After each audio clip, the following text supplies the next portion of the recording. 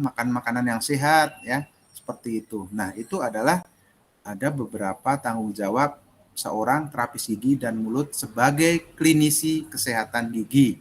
Ya, ingat di sini adalah sebagai klinisi ya, seperti itu. Nah, sebagai tenaga terapis gigi, kita juga harus mengenal tentang paradigma terapis gigi. Paradigma adalah pandangan dunia yang diterima secara luas dari suatu disiplin ilmu yang membentuk arah dan metode para praktisi, pendidik, administrator, dan peneliti. Ya, seperti itu. Ada 4 konsep utama paradigma terapis gigi. Yang pertama, harus ada kliennya, ya, ada lingkungannya, ya. Terus yang ketiga, kesehatan umum dan kesehatan gigi dan mulut, ya. Kemudian yang keempat, ada tindakan atau intervensi terapis gigi. Nah, itu adalah paradigma tentang terapis gigi. Jadi 4 konsep utama itu harus ada di situ, ya. Ada kliennya, ada lingkungannya, ada kesehatan ya, sudah punya SIP, boleh buka praktek sendiri ya, seperti itu. Tapi ingat, di dalam melakukan atau mendirikan klinik sendiri itu harus berpatokan pada Peraturan Menteri Kesehatan nomor 20 tahun 2016. Hak dan kewajibannya ada di situ. Atau wewenangnya juga ada di situ ya. Jangan sampai kita melanggar kompetensi kita sebagai tenaga terapis gigi ya. Seperti itu. Nanti silahkan kalau memang kalian sudah lulus, sudah punya SIP, sudah punya STR, pengen buka praktek sendiri, silahkan. Asal kalian patuhi Peraturan Menteri Kesehatan nomor 20 tahun 2016. Ya, seperti itu. Kemudian dalam peraturan ini juga diatur tentang standar minimal, baik itu sarana prasarana, peralatannya, ya, dan obat dalam praktek mandiri, asuhan kesehatan gigi dan mulut, ya, yang tertuang dalam lampiran sebagai dokumen yang tidak terpisahkan. Nah, dalam mendirikan klinik mandiri itu harus berpatokan ini ya, peraturan ini, dan juga standar minimalnya sarana prasarana yang harus ada itu harus terpenuhi ya, jangan sampai nggak ada seperti itu. Baik itu peralatannya juga dan obat-obatannya ya. Nah, itu dalam mendirikan klinik mandiri itu harus memenuhi standar minimal baik sarana, peralatan dan obat-obatan seperti itu. Kalaupun tidak memenuhi standar minimal, ya otomatis nanti tidak akan keluar izinnya, ya, izin prakteknya seperti itu. Sebagaimana diatur dalam Permenkes nomor 20 tahun 2016, penyelenggaraan praktik terapis gigi dan mulut di Indonesia itu dijelaskan dalam pasal 11 ayat 1 sampai dengan 5 sebagai berikut. Terapis gigi dan mulut dapat menjalankan praktik keprofesiannya secara mandiri dan atau bekerja di fasilitas pelayanan kesehatan. Oke, ini sudah jelas ya. Kemudian yang kedua, terapis gigi dan mulut yang menjalankan praktek keprofesiannya secara mandiri sebagaimana dimaksud dalam ayat 1 tadi harus berpendidikan paling rendah minimal diploma 3 kesehatan gigi ya. Nah, ini perlu diingat ya, kalau kalian mau buka secara mandiri, kalian harus minimal berpendidikan paling rendah D3 kesehatan gigi ya. Atau keperawatan gigi atau terapis gigi dan mulut. Nah, harus berijazah. Boleh dikata seperti itu. Kemudian terapis gigi dan mulut yang menjalankan praktek keprofesiannya secara mandiri sebagai yang dimaksud pada ayat 2 harus memasang papan nama praktek. Nah, ini papan nama praktek ketentuannya juga sudah diatur pada Permenkes nomor 20 tahun 2016. Harus ukurannya berapa, tulisannya berapa, ya, seperti itu. Kemudian papan nama praktek sebagaimana dimaksud pada ayat 3 paling sedikit memuat nama terapis gigi tersebut. Terus nomor STR-nya, nah ini, dan nomor SIPTGM. Nah, ya, wajib setelah lulus wajib mempunyai STR nanti kalian ya kalau mau bikin praktek mandiri, dan harus ada SIP TGM, surat izin praktek terapis gigi dan mulut, seperti itu. Nah, fasilitas pelayanan kesehatan sebagaimana dimaksud pada ayat 1 berupa, nah ini bisa praktek perseorangan atau dokter gigi, praktek klinik, puskesmas, balai kesehatan masyarakat, ataupun rumah sakit. Nah, ini adalah beberapa Permenkes nomor 20 tahun 2016 ya, dalam penyelenggaraan praktek terapis gigi dan mulut. Saya harap nanti kalian download ya di internet ya, kalian pahami itu. Nah, ini juga di Indonesia uji kompetensi bagi terapis gigi dan mulut serta tenaga kesehatan lainnya ini diatur dalam pasal 21 Undang-Undang Nomor 36 tahun 2014 tentang tenaga kesehatan yang berbunyi sebagai berikut. Nah, ini kalian nanti sebelum lulus dari JKG ini kalian akan melakukan uji kompetensi ya.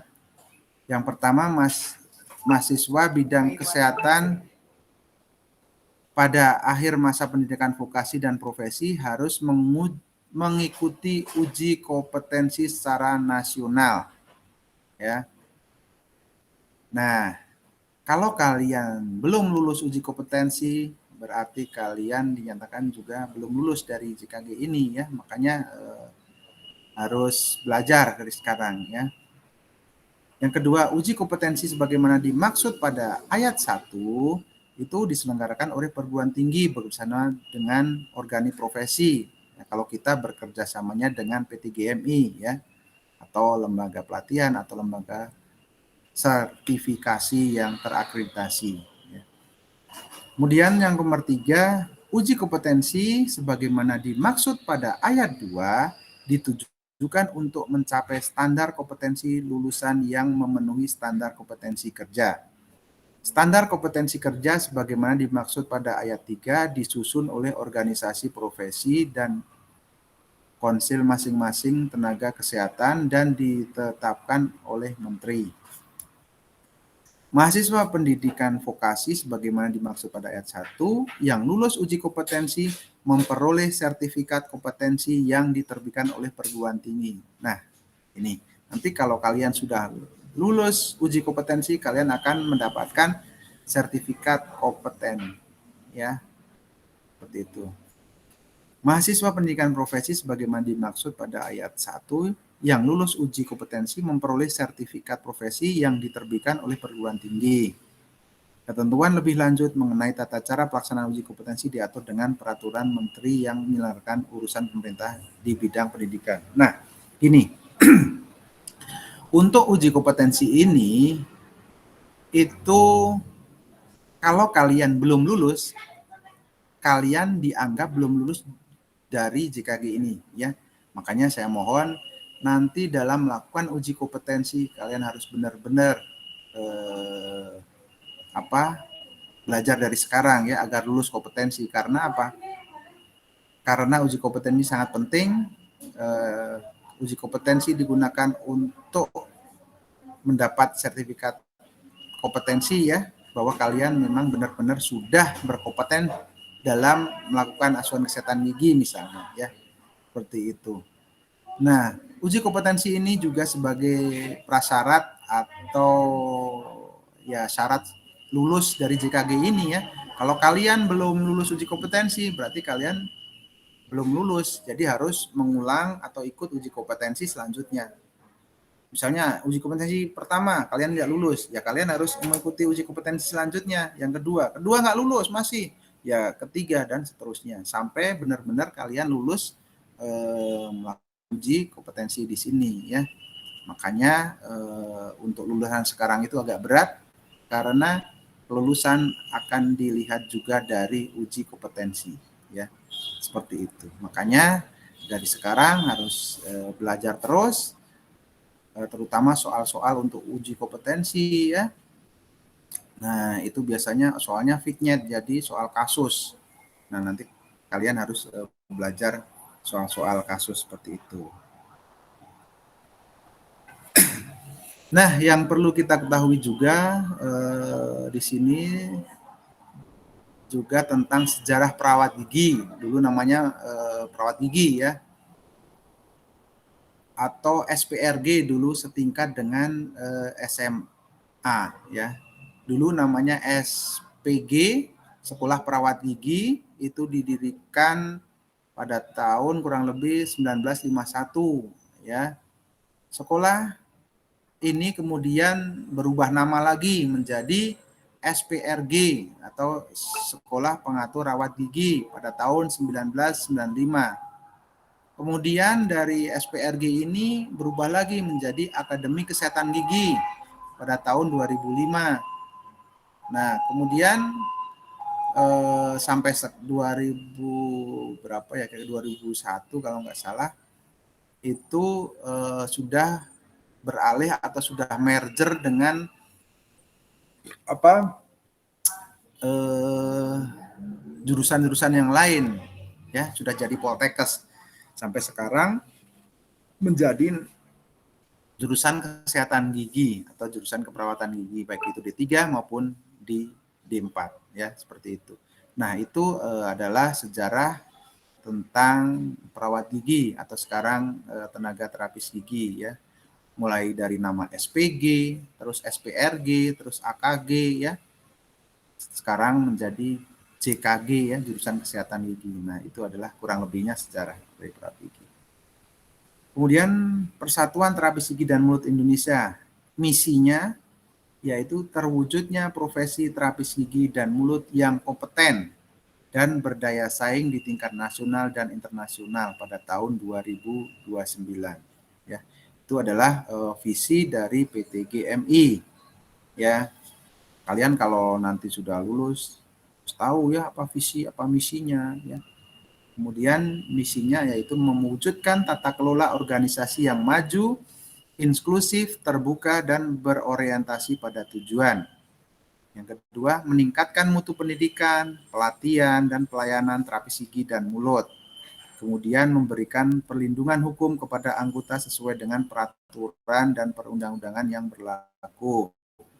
Kemudian meningkatkan kesejahteraan anggota, meningkatkan jejaring dan kerjasama di tingkat nasional dan internasional. Nah, itu adalah visi dan misi dari PT GMI sekarang ya. Seperti itu. Nggak tahu nih nanti setelah 2009 apakah berubah atau tidak ya. Seperti itu. Yang kita pakai sekarang ini seperti itu untuk PT GMI di Indonesia ya, visi dan misinya. Nah, ini ada beberapa organisasi terapis gigi profesional ini yang ada di luar negeri ya. Ada tadi ini ADHA, American Dental Hygiene Association ya. Nah, tolong nanti dibaca tugas dan wewenangnya apa saja ya. Di buku Dental Hygiene juga sudah ada. Di sini juga ada NDHA ya, National Dental Hygienist Association ya. Terus ada CDHA ya, Canadian Dental Hygiene Association, ada lagi IFDH, International Federation of Dental Hygiene ya. Nah, ini adalah beberapa organisasi terapis gigi profesional yang ada di luar negeri ya, seperti itu. Nanti silahkan kalian baca-baca kewenangannya apa saja ya, baik itu yang di Amerika, ada yang di Kanada dan internasional atau IFDH ya. Tolong nanti dibaca di buku Dental Hygiene. Kemudian di Indonesia sendiri kita kenal dengan PT GMI atau Persatuan Terapis Gigi dan Mulut Indonesia ya. Ini merupakan transformasi dari perawat gigi yang ada pada tanggal 14 September 2017 di Musyawarah Nasional ke-7 PPGI di Sumatera Barat berubah menjadi terapis gigi dan mulut. Oke, itu adalah organisasi. Bentar ya, izin sebentar.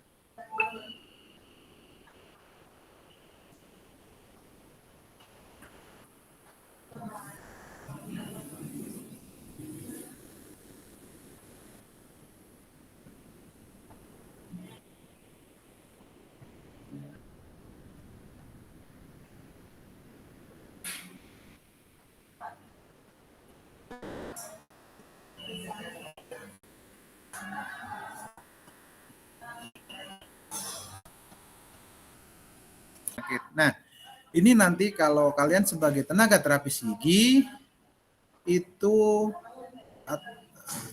menekankan pada pencegahan ya, pada pencegahan penyakit mulut ya, seperti itu, baik itu melalui promotif, preventif ya, atau kuratif sederhana seperti itu. Nah, kemudian masalah hukum dan etik di sini ahli kesehatan gigi harus memiliki lisensi di yurisdikasi ya, atau tempat mereka berpraktek. Di Indonesia terdapat peraturan Menteri Kesehatan nomor 20 tahun 2016 yang mengatur tentang izin dan penyelenggaraan praktek terapis gigi. Nah, saya harapkan nanti pada punya ini ya, peraturan nomor 20 tahun 2016 ini ya. Oke. Mungkin dari saya cukup sekian untuk chapter 1 ini. Ada yang mau ditanyakan atau didiskusikan? Halo?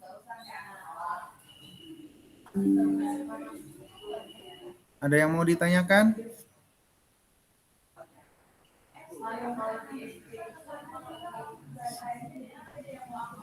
Oke, belum ada yang mau ditanyakan? Ya. Nah, saya mohon itu adalah gambaran atau sekelumit tentang perkenalan dental hygiene ya. Jadi kita itu memang mengadopsi dari buku dental hygiene ya, yang dulu kita adopsi ya. Jadi tolong nanti dibaca buku dental hygiene-nya ya. Terus kalian pelajari ya. Apalagi itu ya, Undang-Undang Nomor 20 Tahun 2016, hak dan kewenangan ya. Seperti itu. Baik, sebelum melanjutkan ke chapter 2, saya mau nanya. Tugas terapis gigi itu apa sih kewenangannya? Ada 3 tadi. Coba Dila. Mana Dila? Halo. Ini orangnya kemana ini? Iya Bapak. Tugas atau kewenangan dari terapis gigi ada 3 tadi apa?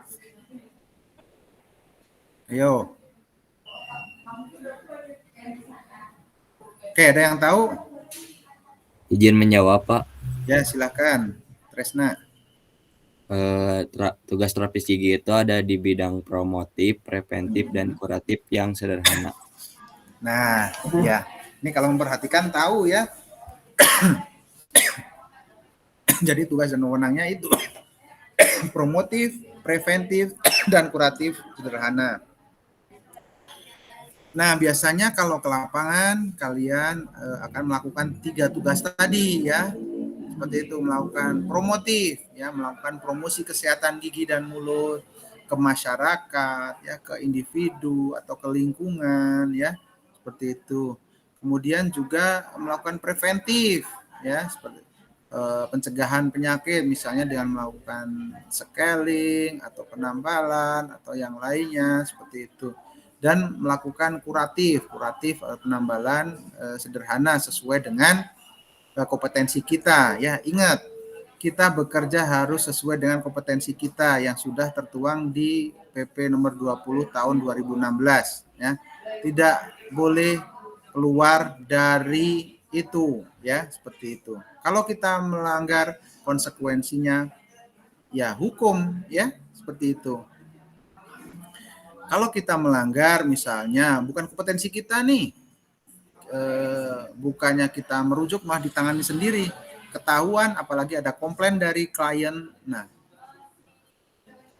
hati-hati sini ya,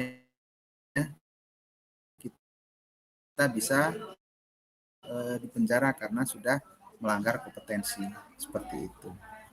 Oke. Yang lain ada yang mau didiskusikan lagi?